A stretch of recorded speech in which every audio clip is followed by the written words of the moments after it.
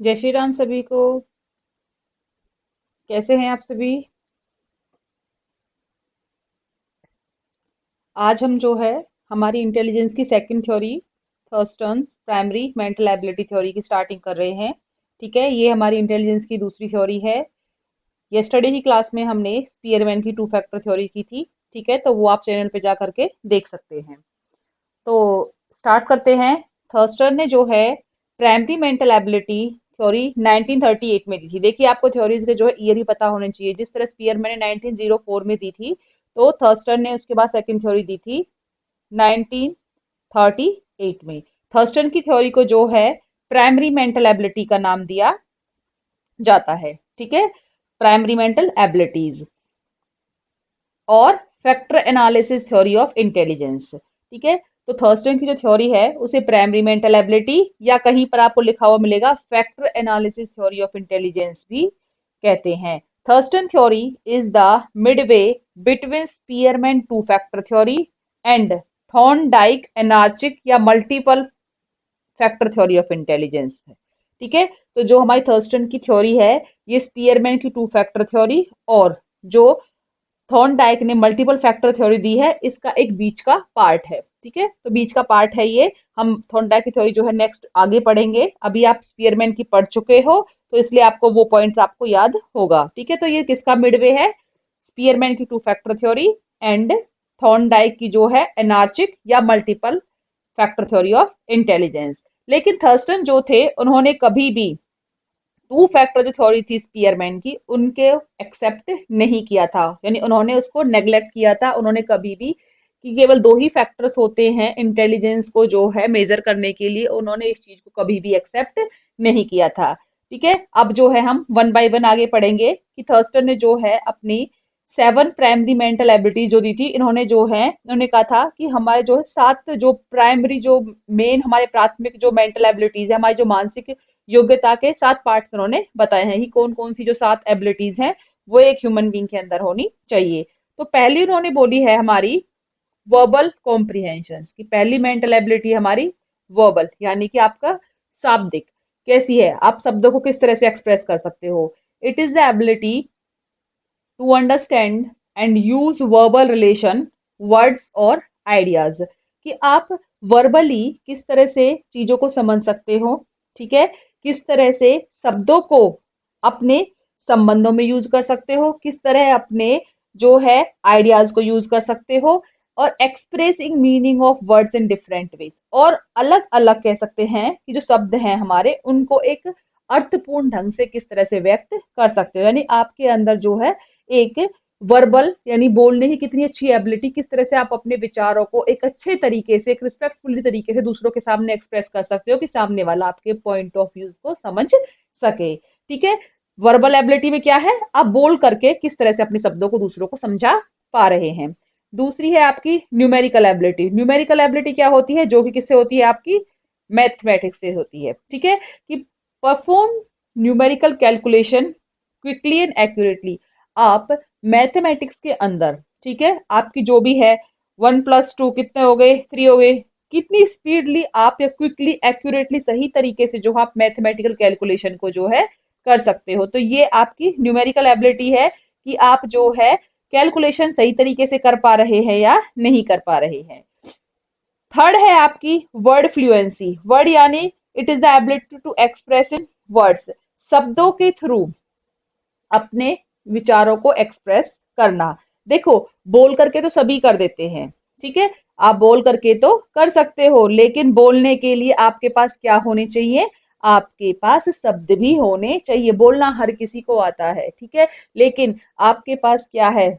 शब्दों को एक्सप्रेस करने की एबिलिटी भी होनी चाहिए कि आप किस तरह से सीक्वेंस में एक करेक्ट वे में अपने शब्दों को एक्सप्रेस कर सकते हो। तो उसी को बोलते हैं वर्ड फ्लुएंसी। किस तरह से अपने शब्दों को, विचारों की अभिव्यक्ति आप कर सकते हो। नंबर फोर्थ है आपकी मेमोराइजिंग एबिलिटी। अब देखिए, ability memorise quickly and accurately, चीजों को याद करना।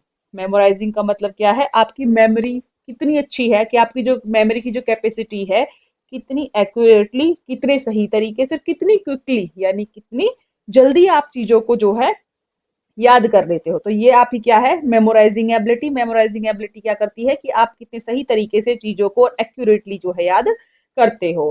फिफ्थ एबिलिटी इन्होंने दी है स्पेशल एबिलिटी। स्पेशल एबिलिटी क्या होती है, ability to manipulate an object imaginatively in space. अपनी कल्पनाओं में चीजों में बदलाव लाना। मैनिपुलेशन का मतलब होता है चीजों में तोड़ मोड़ करना, तोड़ मोड़ का मतलब होता है बदलाव लाना, ठीक है, उनमें मॉडिफिकेशन करना।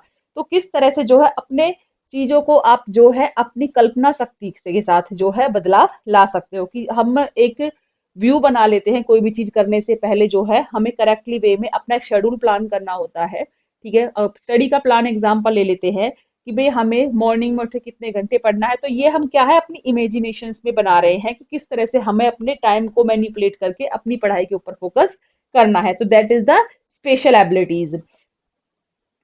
सिक्स्थ है हमारी परसेप्चुअल एबिलिटी। परसेप्चुअल एबिलिटी क्या कहती है आपकी, that is the speed ability. Perceptual ability को हम स्पीड एबिलिटी भी कहते हैं। It is the ability to perceive object accurately. कि how can you learn the thing in an accurate speed. आप एक एक्यूरेट स्पीड से कैसे चीजों को एक्यूरेटली जो है सीख पा रहे हो। सपोज कीजिए एक बच्चा बहुत फ्लुएंटली पढ़ता है और एक बहुत स्लो मोशन में पढ़ता है, ठीक है। बहुत फ्लुएंटली पढ़ रहा है लेकिन उसे कुछ अंडरस्टैंडिंग ही नहीं हो रही है, फ्लुएंटली बस पढ़े जा रहा है। एक बहुत स्लो मोशन में पढ़ रहा है कि वो एक पेज को भी 1 घंटे में नहीं कर पा रहा है, तो हमें वो चीज भी नहीं करनी है। तो उन्होंने कहा एक्यूरेटली करो, आप समझ के पढ़ो, इतना स्लो भी मत पढ़ो और इतना फास्ट भी मत पढ़ो कि आपको कुछ समझ नहीं आए।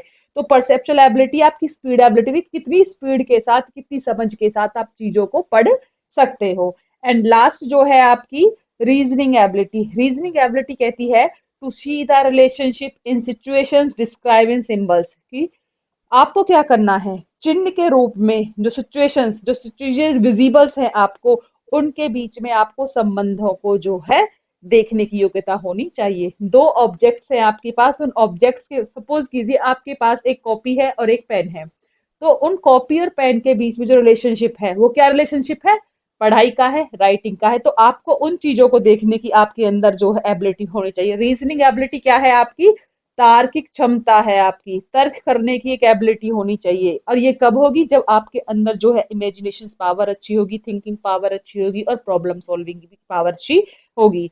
रीजनिंग एबिलिटी को यहाँ ने इन्होंने इंडक्टिव और डिडक्टिव दो टाइप की बताई है। देखिए इंडक्टिव और डिडक्टिव, ये दो वर्ड ऐसे हैं जो एग्जाम्स में किसी ना किसी पॉइंट ऑफ व्यू से पूछ ली जाती है।